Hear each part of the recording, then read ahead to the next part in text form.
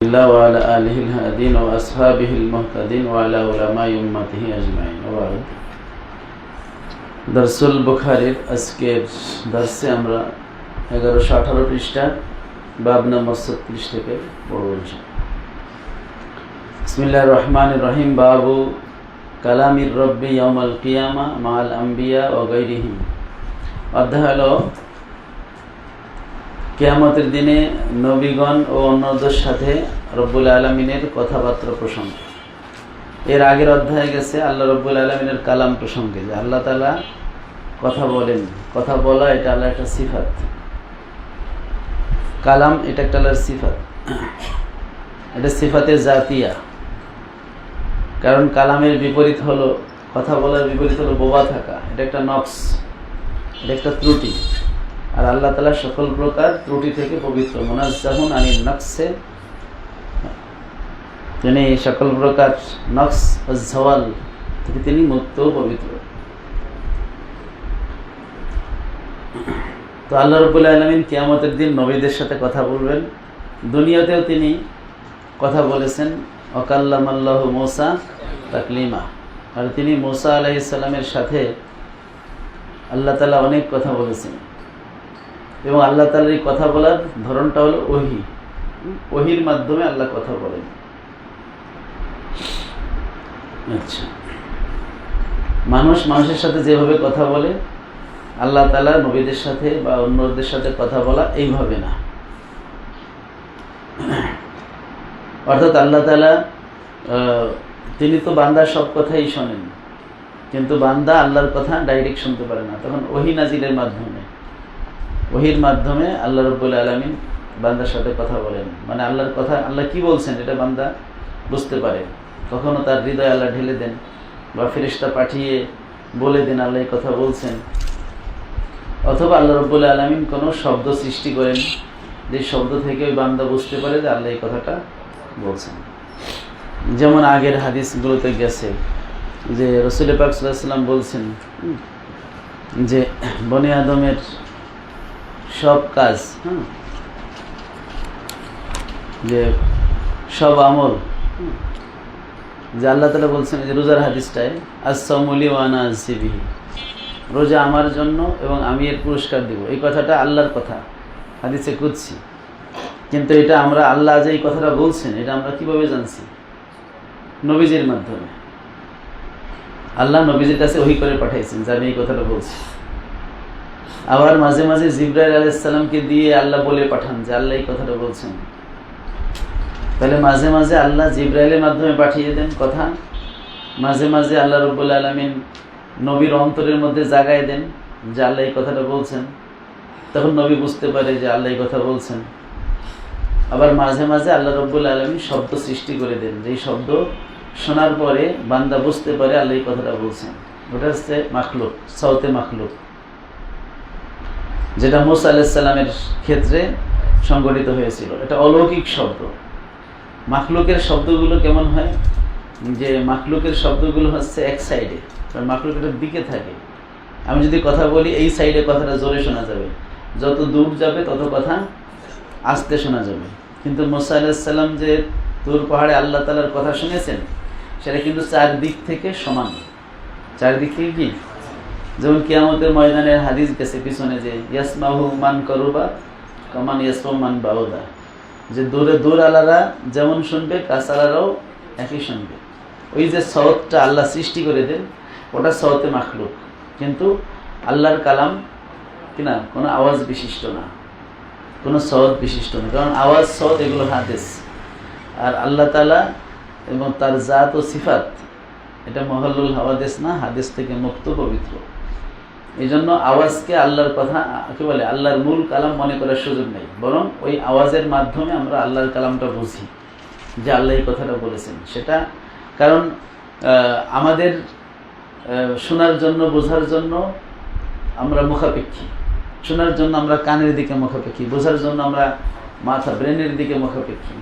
আমরা ব্রেন দিয়ে বুঝি। তো আমাদের কানের মধ্যে একটা আওয়াজ আসলে তখন আমরা বুঝতে পারি যে আমার সামনে যিনি মুতাকাল্লিম আছেন, তিনি আমাকে এই কথাটা বলতেছেন। তো আল্লামা বদরুদ্দিন আইনি রহমতুল্লাহ সেটাই বলছেন যে যে সওয়াবটা বান্দা শুনবে আখেরাতে সেটা একটা সৃষ্ট সওয়াব, বান্দার সুবিধার জন্যই ওই সওয়াবটা সৃষ্টি করে দেওয়া হবে। ওই সওয়াবের মাধ্যমে সে বুঝতে পারবে যে আল্লাহ এই কথাটা বলছেন। যেমন ফেরেশতাদের কথা আগের পৃষ্ঠায় গেছে যে ফেরেশতাদের সাথে যখন আল্লাহ কথা বলেন তখন আকাশে একটা প্রকম্পন সৃষ্টি হয় এবং পাথরের উপরে শিকল রাখলে যেমন শব্দ হয় এরকম শব্দ তারা শুনতে পায়। পরে তারা বেহুশ হয়ে যায় আল্লাহর ভয়, এবং যখন ভয় কেটে যায় জিবরাইল এসে বলে তো আল্লাহ কি বলছেন, তারা তখন বুঝতে পারে, বলছে হ্যাঁ আল্লাহ ঠিকই বলছেন। তাহলে কথা বলা, কথাবার্তা বলা এটা মূলত হচ্ছে ভাবের আদান প্রদান। এটা কি ভাবের আদান প্রদান। সুতরাং যদি আমিও বলি মানে চল, আপনি বলেন যে হ্যাঁ ঠিক আছে আমি আসতেছি, তার মানে কি আমাদের কথাবার্তা হয়ে গেছে, ভাবের আদান প্রদান। ইশারার মাধ্যমে ভাবের কথা, এটা ইশারা একটা ভাষা। এই যারা বোবা তাদের জন্য ভাষা আছে। যেখানে টাকার মধ্যে ওদের যারা অন্ধ তাদের চেনার জন্য কি থাকে, এবং অন্ধ হাফেজদের জন্য কোরআন শরীফ বা তাদের বইগুলো আলাদা ব্রেইল পদ্ধতি বলে, তারা হাত দিলে বুঝতে পারে এটা কোন অক্ষর এবং এটার উচ্চারণ কী হবে তারা বলতে পারে। ঠিক আছে, তো তাদের পড়ার জন্য যে এটা হলো এভাবে থাকলে এটা হলো ক, আর এই ক থাকলে এভাবে থাকলে আকার কা, এটা তারা বুঝতে পারে। তারা দেখতে পারে না কিন্তু তারা বুঝতে পারে। যেমন টাকার চিহ্ন দেখে তারা বুঝতে পারে যে কয় টাকার নোট।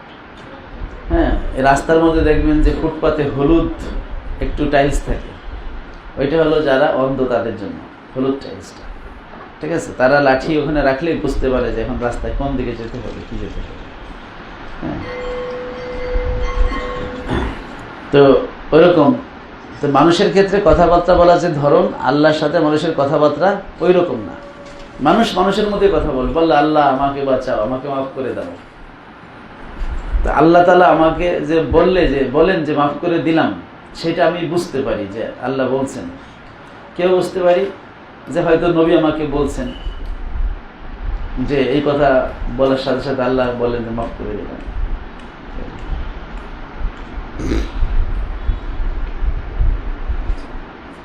তো নবীদের সাথে আল্লাহ কিয়ামতে কথা বলবেন সেই সম্পর্কে হাদিস, বিহি ক্বালা হাদাসানা ইউসুফ ইবনে রাশিদিন ক্বালা হাদাসানা আহমদ ইবনে আব্দুল্লাহ ক্বালা হাদাসানা আবু বকর ইবনে আইয়াশিন আন হুমায়দিন ক্বালা সামিতু আনাস ইবনে মালিক ক্বালা সামিতু নবিয়্যা সাল্লাল্লাহু আলাইহি ওয়াসাল্লাম ইয়াকুলু ইযা কানা ইয়াউমুল কিয়ামাতি শুফিতু, নবীজি বলেন যখন কিয়ামতের দিন হবে, শুফিতু আমাকে শাফাআতের দায়িত্ব দেওয়া হবে।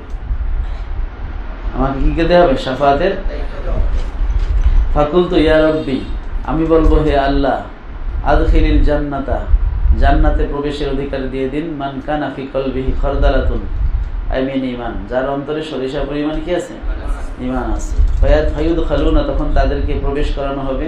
সুম্মা আকুলু, তারপর আমি আবার বলবো, আদখিলিল জান্নাতা মান কানা ফি কলবি আদনা শাই, যার অন্তরে সামান্য কিছু পরিমাণ ঈমান আছে তাকেও জান্নাত দিয়ে দেন, জান্নাতে ঢুকাই দেন। ফাকালা আনাসুন কান্নী আনজুরু ইলা আসহাবি রাসূলিল্লাহ সাল্লাল্লাহু আলাইহি ওয়াসাল্লাম, আনাস ইবনে মালিক হাদিসটা বয়ান করার সময় বলেন যে কেমন যেন আমি এখনো দেখতেছি নবীজির আঙ্গুলি, নবীজি এভাবে সামান্য একটু বোঝানোর জন্য এভাবে ধরছিল।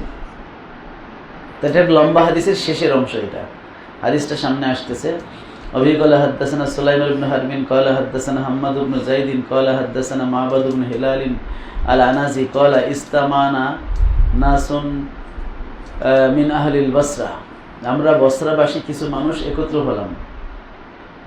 ফাজাহাবনা ইলা আনাস ইবনে মালিক, তখন আমরা কার কাছে গেলাম? আনাস ইবনে মালিকের কাছে। ফাজাহাবনা মানা বিসাবিতিন, আর আমরা তার সাথে যাওয়ার সময় আমাদের সাথে সাবেতকে নিয়ে গেলাম। ইলাইহি মানে আনাসের কাছে যাওয়ার জন্য কাকে নিয়ে গেলাম? সাবেত। কেন? ইয়াস আলুহু লানা, সে আমাদের পক্ষ থেকে তাকে প্রশ্ন করবে। কারণ সাবেত আল বুনানি উনি আনাস রাদিয়াল্লাহু আনহু প্রিয় শাগরেদ ছিলেন, ভালো কথা বলতে পারতেন, আলেম মানুষ, তো এই জন্য ওনাকে নিয়ে গেল। কি সম্পর্কে জিজ্ঞেস করবে? আন হাদিসি শাফাআত, শাফাআতের হাদিস সম্পর্কে। ফাইজা হুয়া ফি কসরিহি, আমরা গিয়ে দেখলাম তিনি বাড়িতেই আছেন, তার বিল্ডিংয়েই আছেন। ফাওয়াফাকনাহু ইউসাল্লিদ দুহা, আমরা তাকে গিয়ে পেলাম যে তিনি কি করতেছেন? চাশতের নামাজ পড়তেছেন। ফাস্তাজান্না, আমরা তার ঘরে ঢোকার জন্য অনুমতি চাইলাম। ফাআজিনা লানা, তিনি অনুমতি দিলেন। অহুয়া কায়িদুন আলা ফিরাশিহি, তখন তিনি তার বিছানায় কি ছিলেন? বসেছিলেন। ফাকুলনা লিসাবিতিন লা তাসআলহু আন শাইইন আওয়ালা মিন হাদিসিস শাফা। আমরা সাবেতকে বললাম শাফাআতের হাদিস সম্পর্কে জিজ্ঞেস করার আগে অন্য কিছু জিজ্ঞেস করবে না, অর্থাৎ আমরা যে উদ্দেশ্যে গেছি ওটাই যেন প্রথমে কি করা হয়? জিজ্ঞেস করা হয়। ফাকালা ইয়া আবা হামজা, তখন সাবেত বললেন যে হে হামজার বাপ, হাউলাই ইখওয়ানুকা মিন আহলিল বসরা, এগুলো বসরাবাসী আপনার ভাই। জাউ ইয়াসআলুনাকা, তারা আপনার কাছে প্রশ্ন করতে এসেছে আন হাদিসিস শাফাআত, শাফাআতের হাদিস সম্পর্কে। ফাকালা, তখন আনাস রাদিয়াল্লাহু আনহু বলেন হাদ্দাসানা মুহাম্মাদুন সাল্লাল্লাহু আলাইহি ওয়াসাল্লাম, আমাদের কাছে এই সম্পর্কে হাদিস বলেছে মুহাম্মদুর রাসূলুল্লাহ সাল্লাল্লাহু আলাইহি ওয়াসাল্লাম। ক্বালা, নবীজি বলেন ইজা কানা ইয়াউমুল কিয়ামাতে, যখন কিয়ামতের দিন হবে, মা জান্না সুবাজহুম ফি বাজিন, লোকেরা এত গাদাগাদি হবে যে একটার মধ্যে খলত মলত হয়ে যাবে। মা যায় মানে ঢেউ খেলানো, তো মানুষের চাপাচাপিতে কি হবে? ঢেউ খেলে যাবে, একে অপরের মধ্যে প্রবেশ করবে। ফায়াতুনা আদম, তো হাসরবাসী কার কাছে আসবে? আদম আলাইহিস সালামের কাছে আসবে। এখানেও সংক্ষেপ করা হয়েছে, আগে বর্ণনায় গেছে যে তারা হচ্ছে অতিষ্ঠ হয়ে বলবে যে আমাদেরকে এই মানে যে শাস্তি থেকে, যে সূর্যের তাপ, যেটা 2 মাইল 1 মাইলের মধ্যে সূর্য নিয়ে আসা হবে, এই কি বলে হাসরের ময়দানের এই শাস্তি থেকে যেন আল্লাহ পরিত্রাণ দেন, এই জন্য আমাদের একটা সুপারিশ দরকার। তখন তারা আদম আলাইহিস সালামের কাছে যাইবে। ফায়াকুলুনা ইশফা ইলা রাব্বিকা, তারা বলবে যে আপনি আপনার রবের কাছে একটু সুপারিশ করুন। ফায়াকুলু লাস্তু লাহা, তিনি বলবেন লাস্তু লাহা বিলায়েক, এই সুপারিশের মর্তবা, এই যোগ্যতা আমার নাই। মানে এটা তো খুব চূড়ান্ত পর্যায়ে, একেবারে শাফাআতে কুবরা, এটা একমাত্র একজনই পারবেন। ওয়ালাকিন আলাইকুম বিইব্রাহিম, তবে তোমাদের কর্তব্য হলো ইব্রাহিমের কাছে যাওয়া। ফাইন্নাহু খলিলুর রহমান, কেননা তিনি হচ্ছেন আল্লাহর বন্ধু। এখানে নূহ আলাইহিস সালামের নাম বাদ গেছে, এটা হয়তো বর্ণনাকারী সংক্ষেপ করার জন্য শর্টে বলছে, কিন্তু অন্য হাদিসে আদম আলাইহিস সালাম প্রথমে নূহ আলাইহিস সালামের কাছে পাঠিয়েছেন, নূহ আলাইহিস সালাম ইব্রাহিম আলাইহিস সালামের কাছে পাঠিয়েছেন, ইব্রাহিম আলাইহিস সালাম মূসা আলাইহিস সালামের কাছে। যাই হোক, ফায়াতুনা আদম, তারা ইব্রাহিম আলাইহিস সালামের কাছে আসবে। ফায়াকুলু, তারা ইব্রাহিম আলাইহিস সালাম বলবেন লাস্তু লাহা, এই শাফাআতের যে এই কুবরার এই মর্তবায়, এই স্তরে আমি নাই। ওয়ালাকিন আলাইকুম বি মুসা, তবে তোমাদের কর্তব্য মুসার কাছে যাও। ফাইন্নাহু কাল্লামাল্লাহ, কেননা তিনি আল্লাহর সাথে কথা বলেছেন, তিনি হচ্ছেন কালিমুল্লাহ। ফায়াতুনা মুসা, হাসরবাসী মুসা আলাইহিস সালামের কাছে আসবে। ফায়াকুলু লাস্তু লাহা, তখন মুসা আলাইহিস সালাম বলবে আমিও এই পদের যোগ্য নই। ওয়ালাকিন আলাইকুম বি ঈসা, ঈসার কাছে যাও। ফাইন্নাহু রূহুল্লাহ, তিনি হচ্ছেন আল্লাহর রূহ। ওয়া কালিমাতুহু, এবং আল্লাহর কালিমা। মানে ঈসা আলাইহিস সালামের রূহটা যেহেতু অলৌকিকভাবে সৃষ্ট এবং মায়ের পেটে মানে সাধারণ নিয়মের বহির্ভূত, অন্যভাবে দেওয়া, এ কারণে এই রূহটা বিশেষ রূহ। এই জন্য আল্লাহর দিকে কি করা হয়েছে? নিসবাত করে রুহুল্লাহ বলা হয়েছে। যেমন বাইতুল্লাহ, হ্যাঁ, যখনই কোনো মাখলুককে আল্লাহর দিকে ইজাফত করা হয়, ওই মাখলুকের তাশরিফান ও তাজিমান, ওই মাখলুকের মর্যাদা বৃদ্ধি করার জন্য একে বলে ইজাফতে তাশরিফিয়া। কি বলা হয়? মানে এখানে রুহের মর্যাদা বৃদ্ধি করা হয়েছে। রুহটা ঈসা আলাইহিস সালামের, রুহুল খলকি রূহ। এটার মানে এটা না যে আল্লাহর একটা রুহ আছে, সেটা আল্লাহ ঈসা আলাইহিস সালামের মধ্যে দিয়েছেন, যেটা খ্রিস্টানরা বুঝে ভ্রষ্ট হয়েছে। ও কালিমাতুহু, এবং আল্লাহর কালিমা, যেহেতু কোন কালিমায় সৃষ্টি, সেজন্য কালিমা বলা হয়েছে। ফায়াতুনা ঈসা, তারা ঈসা আলাইহিস সালামের কাছে আসবে। ফায়াকুলু লাস্তু লাহা, তিনি বলবে যে আমি যোগ্য নই। ওয়ালাকিন আলাইকুম বি মুহাম্মাদিন সাল্লাল্লাহু আলাইহি ওয়াসাল্লাম। ফায়াতুননি, তখন হাসরবাসী আমার কাছে আসবে। ফাআকুলু আনা লাহা, আমি বলবো হ্যাঁ, আমি এই শাফাআতে কুবরার যোগ্য। ফাআস্তাযিনু আলা রাব্বি, আমি আমার রবের কাছে অনুমতি চাইব। অন্য হাদিসে আছে যে বেহেশতের সেই মাকামে মাহমুদ নামক জায়গায় প্রবেশ করার জন্য নবীজি অনুমতি চাইবেন, এবং সেখানে প্রবেশের অনুমতি পাওয়ার পরে নবী যখন সেখানে ঢুকবেন, আল্লাহর দিদার লাভ করবেন এবং সাজদায় পড়ে তিনি কান্নাকাটি করে এক পর্যায়ে অনুমতি লাভ করবেন। কিন্তু সেইটাই সংক্ষেপে বলা হয়েছে, ফাআস্তাযিনু আলা রাব্বি, আমি আল্লাহর কাছে অনুমতির মানে আল্লাহর কাছে যাওয়ার জন্য অনুমতি চাইব। আল্লাহর কাছে যাওয়ার জন্য অনুমতি চাইব মানে আল্লাহর যেখানে গিয়ে মানে আল্লাহর সাথে সরাসরি কথা বলা যাবে, ওইখানে যাওয়ার জন্য অনুমতি চাইব। কারণ আল্লাহ তাআলার কাছে কথা বলার জন্য একটা জায়গা প্রয়োজন। যেটা খুবই গুরুত্বপূর্ণ, যে রাসূলুল্লাহ সাল্লাল্লাহু আলাইহি ওয়াসাল্লামকে কথা বলার জন্য আল্লাহ সেই সিদরাতুল মুনতাহার উপরে সেই নির্দিষ্ট জায়গায় নিয়ে গেছেন, সেখানে বসেই তিনি কথা বলেছেন। তারপরে যখন নামাজ 50 ওয়াক্ত থেকে আবার কমানোর প্রয়োজন হয়েছে, আবার কিন্তু সেখানে ফিরে গিয়ে কথা বলেছেন। ইচ্ছা করলে তো সেই ষষ্ঠ আসমানে বসেই কথা বলতে পারতেন, কিন্তু না, আল্লাহর সাথে কথা বলার জন্য নবীজির যেই মাকামটা দরকার সেই মাকামে যাওয়ার পরে কথা বলেছে, তাই না? সব জায়গায় তো নেটওয়ার্ক পাওয়া যায় না, যায়। তো যাই হোক, ওরকম বেহেশতের সেই মাকামে মাহমুদে গেলেই আল্লাহ রাব্বুল আলামিনের দিদার লাভ করবেন এবং কথা বলার সুযোগ পাবেন। যেমন মুসা আলাইহিস সালামকে আল্লাহ কোথায় নিয়েছেন? তুর পাহাড়ে নিয়েছেন। এটা হচ্ছে মেহমানের সম্মান। মেহমান যত মর্যাদাবান, তার সাথে কথা বলার জন্য ওই রকম উৎকৃষ্ট জায়গা বাছা হয়। আচ্ছা, ফায়ুজানুলি, আমাকে অনুমতি দেয়া হবে, ফায়ুলহিমুনি মাহামেদা, এবং আমাকে এলহাম করা হবে এমন কিছু প্রশংসা বাণীর, আহমাদুহু বিহা, যেই প্রশংসা বাণী দিয়ে আমি আল্লাহর প্রশংসা করবো, লা তাহদুরুনি আল আন, যেই মাহমেদগুলো এখন আমার হাজির নাই, মানে আমার এখন জানা নাই, কিন্তু কিয়ামতে আল্লাহ ওইগুলো কি দিবেন? আমাকে শিখাই দিবেন। ফা আহমাদুহু বিতিলকাল মাহমেদ, ওই প্রশংসা বাণী দিয়ে আমি আল্লাহর প্রশংসা করব। ও আখিরুল্লাহু সাজিদান, এবং আল্লাহর জন্য আমি সাজদায় পড়ে যাব। ফায়ুকালু, এক পর্যায়ে বলা হবে, ইয়া মুহাম্মদ ইরফা রাসাক, হে মুহাম্মদ সাল্লাল্লাহু আলাইহি ওয়াসাল্লাম, মাথা উঠান। এই যে আল্লাহর পক্ষ থেকে বলা হবে মাথা উঠান, এটা তো নবীর সাথে আল্লাহর কি হলো? কথা হলো। ওয়াকুল ইউসমা লাকা, আর আপনি বলুন শোনা হবে। ওয়াসাল তুতা, এবং আপনি চান দেওয়া হবে। ওয়াশফা তুশাফা, এবং আপনি শাফাত করুন, আপনার শাফাত গ্রহণ করা হবে। ফা আকুল, আমি বলবো, ইয়া রব্বি উম্মতি উম্মতি, হে আল্লাহ আমার উম্মত আমার উম্মত। ফায়ুকালু ইনতালিক, তখন বলা হবে যাও। ফা আখরিজ মিনহা, জাহান্নাম থেকে বের করে আনো। মান কানা ফি কলবিহি, যার অন্তরে রয়েছে মিসকালু শাইরাতিম মিন ঈমান, একটা জব পরিমাণ ঈমান। ফা আনতালিকু ফা আফআলু, আমি চলে যাব এবং আমি হচ্ছে ওটা করব। ফা সুম্মা আউদ, আবার ফিরে আসবো। ফা আহমাদু বিতিলকাল মাহমেদ, আবার ওই মাকামে মাহমুদে গিয়ে ওই প্রশংসা বাণী দিয়ে আল্লাহর প্রশংসা করবো। সুম্মা আখিরুল্লাহু সাজিদান, এরপরে সাজদায় পড়ে যাব। ফায়ুকালু, বলা হবে, ইয়া মুহাম্মদ ইরফা রাসাকা ওয়াকুল তুসমা লাকা বা ইউসমা লাকা, বলুন আপনার কথা শোনা হবে। ওয়াসাল তুতা ওয়াশফা তুশাফা। ফা আকুল, আমি বলবো, ইয়া রব্বি উম্মতি উম্মতি। ফায়ুকালু, বলা হবে, ইনতালিক ফা আখরিজ মিনহা, আপনি যান, জাহান্নাম থেকে বের করেন। মান কানা ফি কলবি মিসকালু যাররাতিন আও খারদালাতিন মিন ঈমান, একটা জাররা পরিমাণ বা সরিষা পরিমাণ ঈমান। লাইটটা জ্বালাই দেন, দেখা গেছে। ফা আনতালিকু ফা আফআলু সুম্মা আউদু ফা আহমাদুহু বিতিলকাল মাহমেদ, আবার ফিরে এসে ওই প্রশংসা বাণী দ্বারা প্রশংসা করবো। সুম্মা আখিরুল্লাহু সাজিদান। ফায়ুকালু, ইয়া মুহাম্মদ ইরফা রাসাকা ওয়াকুল ইউসমা লাকা ওয়াসাল তুতা ওয়াশফা তুশাফা।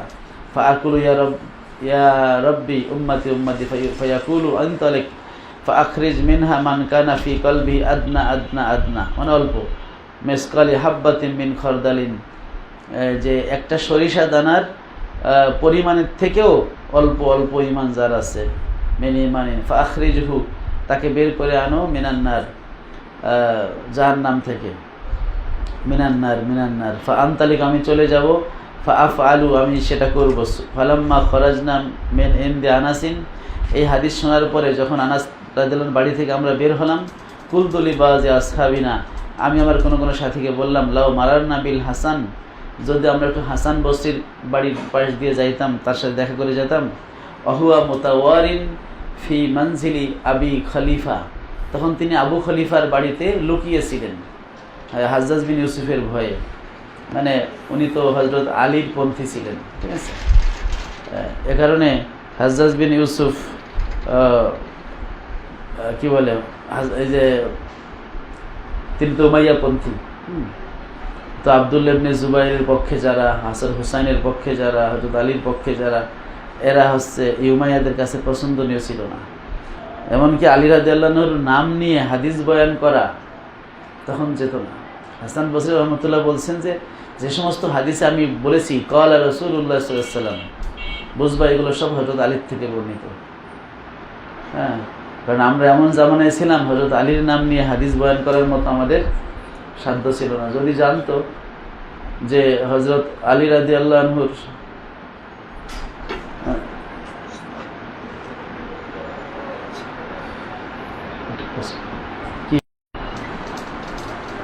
ফাফআলু ফালাম্মা খরাজনা মিন ইনদি আনাস, যখন আনাস থেকে আমরা বের হলাম, কুলতু লিবাজি আসহাবি, আমি আমার কোনো সাথীকে বললাম, লাউ মারারনা বিল হাসান, যদি আমরা হাসান বস্তির পাশ দিয়ে যেতাম, অহুয়া মুতাআরিন ফি মানজিল আবি খলিফা, তখন তিনি আবু খলিফার বাড়িতে কি ছিলেন, লোকায় ছিলেন। ফাহাদ্দাসনা বিমা হাদ্দাসানা আনাস, যদি আমরা তার কাছে বয়ান করতাম যা আমাদেরকে হযরত আনাস বয়ান করে শুনিয়েছেন। ফাআতাইনাহু ফাসাল্লামনা আলাইহি, আমরা তার কাছে গেলাম, তাকে সালাম দিলাম। ফাআজিনা লানা, তিনি আমাদের প্রবেশের অনুমতি দিলেন। ফাকুলনা লাহু ইয়া আবা সাঈদ, আমরা বললাম হে সাঈদের বাপ, জিনাকা মিন ইনদি আখিকা আনাস, আমরা আপনার কাছে এসেছি আপনার ভাই আনাস রাদিয়াল্লাহু আনহুর কাছ থেকে, আনাস ইবনে মালিক। ফালাম নারা মিসলা মা হাদ্দাসানা ফি শাফাআহ, তো তিনি শাফাআতের যে হাদিস আমাদের কাছে বয়ান করেছেন, এরকম হাদিস আমরা কখনো শুনি নাই। খুব চমকপ্রদ গুরুত্বপূর্ণ হাদিস শুনিয়েছেন। কালা হি হি, উনি বলেন যে ঠিক আছে তাহলে বলো। ফাহাদ্দাসনাহু বিল হাদিস, আমরা ওকে পুরো হাদিসটা শুনাইলাম। ফালাম্মা ইনতাহাইনা ইলা হাযাল মাউজে, যখন এই জায়গা পর্যন্ত, নবীজি 3 বার আল্লাহর কাছ থেকে অনুমতি নিয়ে জাহান্নামীদেরকে বের করে আনবেন, এই পর্যন্ত পৌঁছলাম। ফাকালা হি হি, কই আরো সামনে বলো। ফাকুলনা লাম ইয়াজিদ লানা আলা হাযা, আমরা বললাম আমাদেরকে তো এর চেয়ে বেশি আর বলে নাই। ফাকালা লাকাদ হাদ্দাসনা হুয়া জামিউন মুনযু 20 সানা, বলেন যে ওই আনাস রাদিয়াল্লাহু আনহু আমাকে হাদিস বলেছে যখন তিনি যুবক ছিলেন, প্রায় 20 বছর আগে। ফালা আদ্রি আনাসিয়াম কারিহা, আমি জানি না যে তিনি ভুলে গেছেন নাকি অপছন্দ করেছেন, আনতাত্তাকিলু, যে তোমরা তাওয়াক্কুল করে বসে থাকবা, এজন্য শেষের অংশটা বলে নাই। ফাকুলনা ইয়া আবা সাঈদ ফাহাদ্দিসনা, আমরা বললাম আবু সাঈদ তাহলে আপনি আমাদের সেই অংশটা বলেন। ফাদহিকা, তখন হাসান বসরি হেসে দিলেন। অকলা খুলিকাল ইনসানু আজুলা, বলেন মানুষকে খুব তাড়াহুড়া প্রবণ করে সৃষ্টি করা হয়েছে। মা যাকারতুহু ইল্লা ওয়া আনা উরিদু আন উহাদ্দিসাকুম, আমি তো এটা উল্লেখ করেছি শুধু তোমাদের কাছে এটা কি করার জন্য, বর্ণনা করার জন্য। হাদ্দাসানি কামা হাদ্দাসাকুম, তিনি আমাদেরকে হাদিস বলেছেন যেমন তোমাদের হাদিস বলেছিল। সুম্মা কলা, তারপরে নবী বলেন সুম্মা আউদু, তারপরে আমি আবার ফিরে যাবো, আর রবিয়া 4বার সেই মাকামে মাহমুদে। ফা আহমাদুহু বিতিলকাল মাহমেদ, ওই প্রশংসা বাণী দিয়ে প্রশংসা করবো। সুম্মা আখিরুল্লাহু সাজিদান, সাজদায় পড়ে যাবো। ফায়ুকালু ইয়া মুহাম্মদ ইরফা রাসাকা, বলা হবে হে মোহাম্মদ মাথা উঠান। অকুল ইউসমা ওয়াসাল তোতা ওয়াশফা তুশাফা ফাআকুলু ইয়া রব্বি ইজানলি ফিমান ক্বালা লা ইলাহা ইল্লাল্লাহ, বলবো যে আল্লাহ যারা শুধু লা ইলাহা ইল্লাল্লাহ মুহাম্মাদুর রাসূলুল্লাহ কালিমা পড়েছে, তাদের ব্যাপারে অনুমতি দেন। ফায়াকুলু ওয়া ইজ্জাতি ওয়া জালালি ওয়া কিবরিয়াই ওয়া আজমাতি, আল্লাহ বলবেন যে আমার ইজ্জতের কসম, আমার জালাল ও কিবরিয়ার কসম, আজমাতের কসম, লা উখরিজান্না মিনহা মান ক্বালা লা ইলাহা, যারা লা ইলাহা ইল্লাল্লাহ মুহাম্মাদুর রাসূলুল্লাহ বলবে তাদেরকে আমি জান্নাত থেকে, জাহান্নাম থেকে কি করব, বের করে আনবো। এই যে এই বাক্যটা তোমাদের শোনায় নাই, কারণ এটা এমন আশাব্যঞ্জক বাক্য যেটা শুনলে অনেকে আবার ভরসা করে বসে থাকবে। তাহলে এই হাদিসটা ছিল যে নবীদের সাথে আল্লাহ তাআলার কথা প্রসঙ্গে। তাই এই হাদিসে দেখলাম আমরা যে আল্লাহ রাসূল সাল্লাল্লাহু আলাইহি সাল্লামের সাথে আল্লাহ তাআলা কথা বলবেন, আল্লাহর নবী দোয়া করবেন, আল্লাহর কাছে কান্নাকাটি করে তার উম্মতকে বাঁচানোর জন্য দোয়া করবেন। আল্লাহ তাআলা তখন নবীকে বলবেন ঠিক আছে তোমার দোয়া কবুল হয়েছে, মাথা উঠাও। এই যে কথাগুলো আল্লাহ তার নবীকে বলবেন, এবং তুমি শাফাত করো, কবুল করা হবে, এবং তুমি জান্নামে যাও, এবং এই গুণ সম্পন্ন এই ক্রাইটেরিয়া যারা আছে তাদের বের করে আনো, এই কথাগুলো আল্লাহ তাআলা নবীকে বলবেন। এখন কিভাবে বলবেন সেটা কিন্তু আলাদা বিষয়। হ্যাঁ, সেটা এলহামের মাধ্যমে বলুক, বা এলকার মাধ্যমে বলুক, বা ওহির মাধ্যমে, বা কোনো ফেরেশতা পাঠায় বলুক, সেটা আল্লাহর বিষয়। কারণ মাখলুকের সাথে খালেকের কথা কখনো মাখলুকের সাথে মাখলুকের কথার মতো হবে না। লাইসা কামিসলিহি শাই।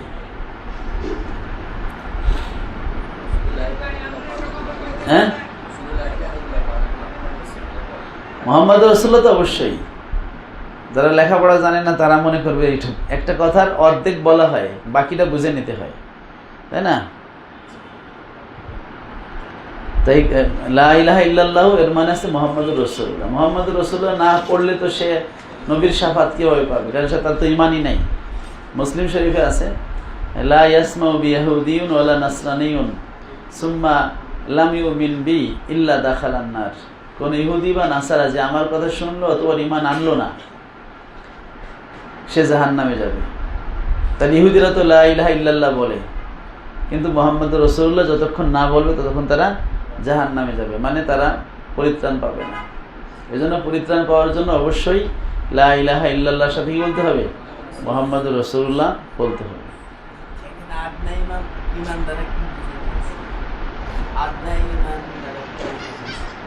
আদনা ইমান বলতে আদনা আমল। ইমান তো আর আদনা হয় না। আমাদের মাযহাব তো ইমান বাড়ে কমে না, ইমান তো সবারই সমান, কিন্তু ইমানের সাথে যখন একটু আমল থাকে তখন একটু বেশি। আর এবং এই হাদিসগুলো ইমাম বুখারী কিতাবুল ইমানও কিছু নিয়ে আসছেন, যে এই যে ইমান বাড়ে কমে আমলের কারণে। বাবু তাফাদুল আহলিল ইমান ফিল আমাল, এই নামে একটা অধ্যায় আছে, যে ইমানের কারণে আহলে ইমানদের মধ্যে মর্যাদা। হ্যাঁ, আমরা সেটাই বলি যে ইমান সবার সমান, মর্যাদা হবে, তারতম্য হবে আমলের কারণে, তাকওয়ার কারণে, পরহেজগারিতা, অন্যান্য কারণে তার তারতম্য হবে, কিন্তু তার ইমান একই থাকে। ইমান বাড়ে কমে না, কিন্তু আমলের কারণে তার মর্যাদা কি হয়? বাড়ে কমে। তো যার ইমানের সাথে কিছু আমল থাকবে, তার চেয়ে কিছু কম, তার চেয়ে কিছু কম, একেবারে আদনা, সর্বশেষ বলা হলো শুধু কোনো আমলই নেই, শুধু কালেমাটা সে বিশ্বাস করছে আর পড়ছে।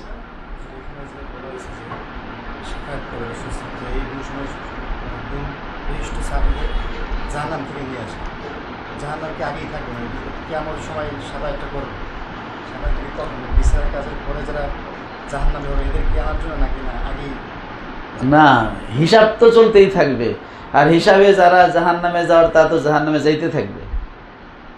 আর নবী সাল্লাল্লাহু আলাইহি ওয়াসাল্লাম যখন আল্লাহর অনুমতি পাইবেন তখন জাহান্নামে গিয়ে গিয়ে কি করবেন? ওই পদের লোকদের বাঁচায় নেবেন, বাঁচায় নিয়ে আসবেন।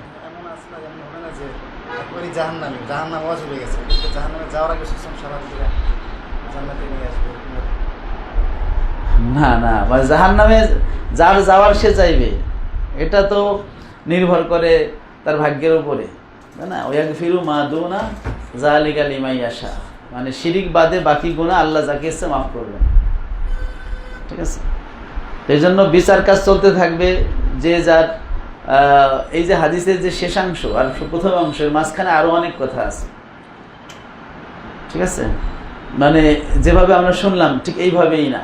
কারণ যখন হচ্ছে সবার কাছ থেকে মানুষ ফেরত এসে আমাদের নবীর কাছে আসবে, তখন নবী বলবেন কি, হ্যাঁ আমি এর যোগ্য। এরপরে তিনি কান্নাকাটি করে অনুমতি লাভ করবেন, উম্মতি উম্মতি বলবেন। তাহলে বাকি মানুষের কি হইবে? হাসরবাসীর সময় সবাই আসছে না, নাকি শুধু এই নবীর উম্মত আসছে? তার মানে হচ্ছে এখানে অনেক কথা বাকি আছে, যেগুলো অন্য বর্ণনায় পাওয়া যায়। সেটা হচ্ছে নবীজি আল্লাহর দরবারে কান্নাকাটি করে হিসাবের জন্য অনুমোদন নেবেন। তখন হিসাব শুরু হবে।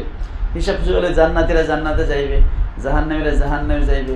তখন নবীজিও কখনো মানে কি বলে হাউজে কাউসারের ওখানে দাঁড়িয়ে থাকবেন, উম্মতকে পানি পান করাবেন, তাই না? তো প্রথম পর্যায়ে তো আর কখনোই পাপীদের কথা স্মরণে আসবে না, কারণ সবাই তো ব্যস্ত। এখন যারা চান্স পাইছে তাদের না, আগে ওয়েটিং লিস্টে যারা, তাদের কথা তো এখন এখানে আসবে না। আসবে? আসবে না।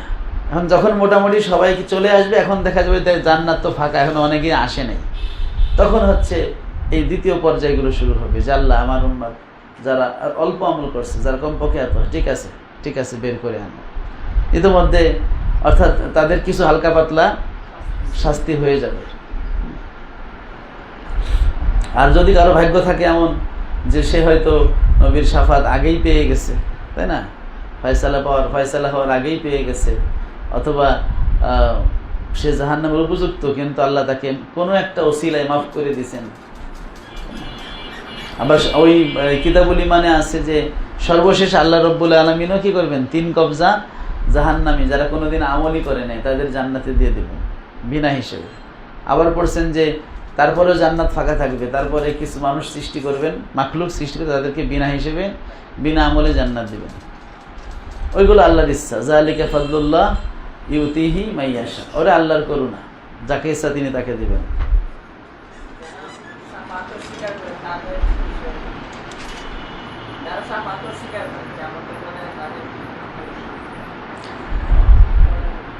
আল্লাহ ভালো জানেন কিয়ামতের ময়দানে কার কি হবে, কিন্তু শাফাত অস্বীকার করা এটা গোমরাহি। যেহেতু শাফাত কোরআন দ্বারা প্রমাণিত এবং হাদিস দ্বারা, সহিহ হাদিস দ্বারা প্রমাণিত, এই জন্য আহলুস সুন্নাত ওয়াল জামাতের আকীদা হলো শাফাত হক্কুন, আর শাফাত হক্কুন, শাফাত সত্য। মুতাজিলারা শাফাত মানে না, ঠিক আছে। এখন অনেকে আছে যারা মুতাজিলাদের আকীদা পোষণ করে। বর্তমানে যারা আছে এরা সবাই এক গ্রুপ না, ওই গ্রুপের একটা, ওই গ্রুপের একটা। যেমন খারেজিদের কোনো নিজস্ব অস্তিত্ব নাই বই পুস্তকে ছাড়া। মুতাজিলাদের কোনো রকম এরিয়া নাই, শিয়াদের শুধু একটু এরিয়া আছে। এই কাররামিয়া বলেন, তারপরে হচ্ছে মুরজিয়া বলেন, এগুলোর আলাদা কোনো অস্তিত্ব নেই, বই কিতাবে আছে। কিন্তু এদের আকীদা এখনো অনেক লোক আছে যারা এদের আকীদা পোষণ করে, ঠিক আছে। হয়তো ও মুরজিয়ার একটা পোষণ করে, আবার আরেকটা আকীদা তার মুতাজিলা, আরেকটা আকীদা তার হচ্ছে খারেজির আকীদা। এই জন্য বাতিল আকীদাগুলো আমাদের জানা থাকা দরকার, যে এই আকীদাগুলো বাতিল, যাতে আমরা নিজেরা বাঁচতে পারি এবং আমরা চিহ্নিত করতে পারি যে এই বাতিল আকীদাগুলো তার মধ্যে আছে।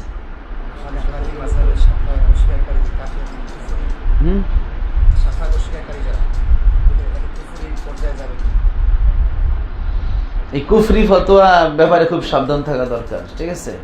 এরকম ফতোয়া জিজ্ঞেস না করাই ভালো, বরং বলবেন যে শাফাত অস্বীকার করলে কি হবে, ঠিক আছে। আপনি তো অপশনই দিয়ে দিয়েছেন যে কুফরির, তাই কইতে হবে যে হয় কাফের হবে নাইলে কাফের হবে না। ওর প্রত্যেক বাইরে আমি যেতেই পারতেছি না, অপশন দিয়ে দিলে ওর বাইরে যাওয়ার আছে, ওর মধ্যে একটাই তো ভরাট করতে হবে, তাই না। আর উন্মুক্ত রাখেন, আমি অনুধাবন দিয়ে, আমি বিশ্লেষণ করে আমি একটা কিছু বলতে পারবো। আমরা বলবো শাফাত অস্বীকারী যে তারা ফেরকায়ে বাতিলা, তাই না। তারা কি ফেরকায়ে বাতিলা, এটা একটা বাতিল আকীদা, ঠিক আছে। অবশ্যই তারা গোমরা, এতে কোনো সন্দেহ নেই। কারণ সাহাবায়ে কেরাম তারা শাফাত স্বীকার করেছেন, কোরআনে শাফাত আছে। তো মনে রাখবেন, যারা শাফাত অস্বীকার করে তাদের প্রত্যেকের একটা তাবিল আছে, ঠিক আছে। এই তাবিলটা সঠিক না, তার ব্যাখ্যাটা কি না সঠিক না। সে বলতেছে কোরআনের বিপরীত হাদিস গ্রহণযোগ্য না, কিন্তু সে হয়তো এটা বুঝতেছে না যে এটা বিপরীত না। আহলে কোরআন নামে এক গ্রুপ হচ্ছে, যারা হচ্ছে কোরআনের বাইরে মানবে না। যদি হাদিস মানবে ওইটা যেটা কোরআনের সাথে মিলবে, নাইলে মানবে না। বলছে ব্যাখ্যা কখনো মূল মতনের বিরুদ্ধে হইতে পারে না, কিন্তু আমরা বলতেছি যে না, ওটা বিরুদ্ধে না। তুমি বুঝতেছো না যে এটা বিরুদ্ধে নয়, তুমি মনে করতেছো বিরুদ্ধে। তো যাই হোক, যারা ফিরকায়ে বাতিল, তো আল্লাহকে সবই মানে, কিন্তু কিছু কিছু বাতিল আকীদার জন্য হয়তো তারা আহলে সুন্নাত জামাতে অনুসারী অন্তর্ভুক্ত না। তারা কিয়ামতের ময়দানে আসলে জান্নাত বাতিল ফিরকা সম্পর্কে তো বলা হয়েছে কুল্লুহুম ফিন্নার ইল্লা মিল্লাতু ওয়াহিদা, এরা সবাই জাহান্নামে যাবে, ঠিক আছে। হ্যাঁ না, এটা তো চিরস্থায়ী ক্ষণস্থায়ী বলা হয় নাই। আপনি চিরস্থায়ী বলেন কেন? চিরস্থায়ী বলা হয়েছে। পাপী মুমিনরাও তো জাহান্নামে যাবে, ইমানদার কিন্তু পাপী জাহান্নামে যাবে না। তাই বাতিল ফেরকায় যারা সবাই জাহান্নামে যাবে, আর ফেরকায় নাজিয়ারা এরা জাহান্নামে যাবে না, মানে এরা চিরস্থায়ী যাবে না। আর তারা বাতিল ফেরকার মধ্যেও কিন্তু নমনীয় আছে, আবার কঠিন মতবাদের আছে। বাতিল ফেরকা ওয়ালাদের কিছু কিছু বাতিল আকীদা আছে যেগুলো কুফরি। যেমন শিয়াদের একটা বাতিল আকীদা, যে জিবরাইল ভুল করে কি করছে, হযরত আলীর কাছে গেছে, তারা রাসূল সাল্লাল্লাহু আলাইহি ওয়াসাল্লাম আলীর কাছে না গিয়ে মুহাম্মদ সাল্লাল্লাহু আলাইহি ওয়াসাল্লামের কাছে গেছে। তো এই ধরনের আকীদা তো কুফরি আকীদা, এটা পোষণ করলে সে তো কাফের। তারপরে মুজাসসিমাদের আকীদা কুফরি আকীদা, এগুলো বাতিল প্লাস কাফের, তার জন্য চিরস্থায়ী জাহান্নাম। কিন্তু কিছু কিছু বাতিল আকীদা আছে যেগুলো কুফরি না, সেগুলো ফিসকি, ঠিক আছে। এই জন্য এটা প্রত্যেকটা ইন্ডিভিজুয়াল আলাদা আলাদা বিধান হবে। যে আকীদাগুলো কুফরি আকীদা সেগুলো পোষণ করলে সে কাফের হবে, মানে সেগুলো পোষণ করা কুফরি, কাফের হবে বলা একটু পরবর্তী ধাপ। কারণ একজন একটা কুফরি কাজ করলেই সে কাফের হয় না, যতক্ষণ পর্যন্ত তার মধ্যে মাওয়ানিউত তাকফির পাওয়া যায়, তাকে কাফের বলা যাবে না। কাজটা কুফরি কিন্তু তাকে কাফের বলা যাবে না, যদি কাফের বলার আরো শর্ত যেগুলো আছে সেগুলো পাওয়া না যায়। কারণ সেটা তার জেনে শুনে বলতে হবে, হ্যাঁ, স্বেচ্ছায় সজ্ঞানে বলতে হবে। সে যদি নিরুপায় হয়ে বলে ইল্লামান উকরিহা ও কলবুহু মুতমাইন্নুম বিল, সে যদি বাধ্য হয়ে বলে কিন্তু তার অন্তরে ঈমান পরিপূর্ণ আছে, কিন্তু মুখ দিয়ে সে একটা কুফরি কথা বলছে বিপদ থেকে বাঁচার জন্য, যেমন হয়তো তাকে হত্যার হুমকি দেওয়া হয়েছে, তাই না, বাধ্য নিরুপায় হালাত, তখন সে তো কুফরি কথা বলতেছে কিন্তু কাফের হবে না। আবার যদি কোনো পাগল বলে, যদি নাবালেগ বলে, ঘুমের ঘরে বলে, তাহলে কি কাফের হবে? হবে না। ওইরকম যদি কেউ না জেনে এটা যে কুফরি এটা সে জানেই না, নতুন মুসলমান হয়েছে, তাই না, অথবা একেবারে গ্রামের অজপড়া গায়ে